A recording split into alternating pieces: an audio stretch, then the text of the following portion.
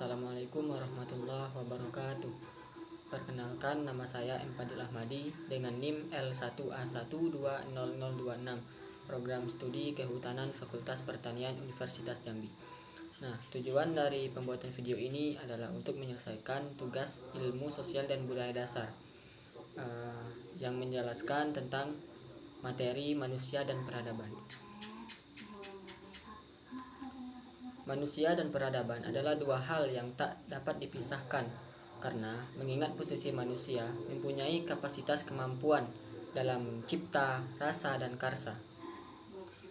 Dalam pembahasan manusia dan peradaban ini ada beberapa pokok bahasan. Yang pertama, hakikat peradaban.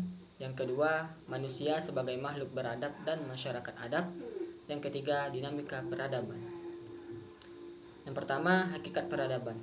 Istilah peradaban sering dipakai untuk menunjukkan pendapat dan penilaian kita terhadap perkembangan akulturasi kebudayaan. Nah, peradaban itu sendiri berasal dari kata adab yang berarti kesopanan, kehormatan, memiliki etika, dan budi pekerti yang luhur. Manusia yang beradab memiliki kesopanan, memiliki akhlak yang mulia, etika yang luhur, dan budi pekerti yang luhur. Sedangkan manusia yang tidak beradab adalah lawan dari manusia beradab, dan biasanya ini disebut dengan sebagai manusia biadab. Aspek nilai yang berkaitan dengan peradaban. Yang pertama, nilai moral. Nilai-nilai dalam masyarakat yang berkaitan erat dengan kesusilaan. Yang kedua, norma, aturan, ukuran, atau pedoman yang digunakan dalam menentukan sesuatu yang baik dan buruk. Yang ketiga, etika, nilai dan norma moral tentang apa yang baik dan buruk yang menjadi barometer dalam mengatur tingkah laku manusia. Yang keempat, estetika, semua hal yang berkaitan dengan keindahan, kecintaan, kesatuan, dan keselarasan. Nah, peran manusia untuk peradaban ini. Peran manusia sangat krusial karena manusia memiliki tridaya kemampuan, yaitu daya cipta, daya rasa, dan karsa. Nah, daya cipta itu sendiri adalah kemampuan daya pikir kita, pola pikir kita, bagaimana cara kita menganalisa sesuatu. Daya rasa. Daya rasa ini adalah kemampuan yang berkaitan dengan hati dan tekad. Dan daya karsa adalah kemampuan yang berkaitan dengan kerja. Nah, lalu apa fungsi dan tujuan manusia memiliki tridaya itu? Nah, fungsi dan tujuan manusia memiliki tridaya kemampuan adalah untuk mempertahankan hidup kita sebagai manusia. Oleh sebab itu, pengkajian manusia dan peradaban itu sendiri tak dapat terpisahkan. Karena ada manusia, peradaban bisa berkembang. Nah, lanjut ke pokok bahasan yang kedua, yaitu manusia sebagai makhluk beradab dan masyarakat adab.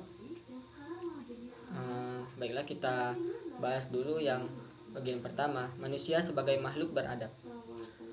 Manusia sebagai makhluk beradab adalah manusia yang mengindahkan dan mengekspresikan nilai-nilai peradaban, nilai moral, norma, etika, dan estetika di lingkungan masyarakat.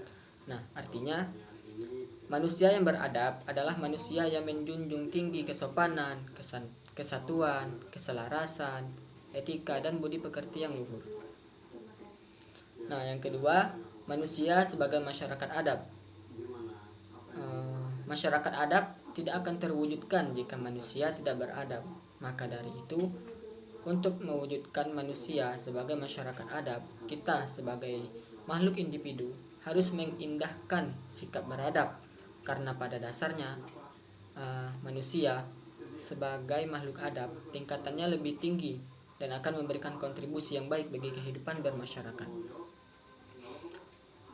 Selanjutnya, pokok bahasan yang ketiga adalah dinamika peradaban. Dinamika peradaban tidak berlangsung statis atau memiliki tahapan-tahapan wujudnya.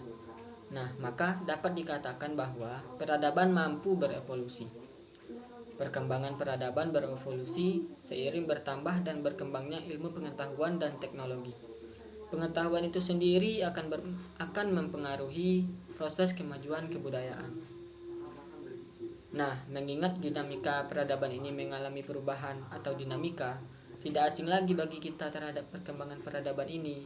Apalagi sekarang adalah zaman era industri 4.0 yang merupakan perkembangan teknologi informasi, ilmu pengetahuan berkembang pesat. Seperti contoh, dulu perdagangan dilakukan secara offline, secara tatap muka, saling tawar-menawar harga. Akan tetapi sekarang berbeda. Beriring berkembangnya ilmu pengetahuan, proses perdagangan dilakukan secara online, memiliki bisnis online. Dengan kondisi seperti ini, secara tidak langsung mempengaruhi kehidupan sosial manusia.